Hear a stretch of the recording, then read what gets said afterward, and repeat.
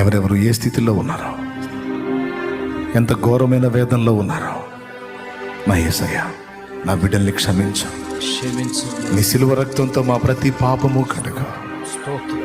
చెప్పుకోలేని బాధలు, చెప్పినా వినే దిక్కు లేక అలమటించేవారు, కన్నీళ్ళే అన్నపానాలుగా బ్రతుకుతున్నవారు, కనీసం కుటుంబంలో ఉండి చెప్పుకుంటే అర్థం చేసుకునే మనుషులు లేక బాత్రూంలోకి వెళ్ళి ఏడ్చుకునేవాళ్ళు, బెడ్రూమ్లోకి వెళ్ళి తలగడలో ముఖం పెట్టుకొని గోడున ఏడ్చుకునేవాళ్ళు, దుప్పటి కప్పుకొని ఆదరణ లేక అలమటించేవారు, ఏడ్చేవారు,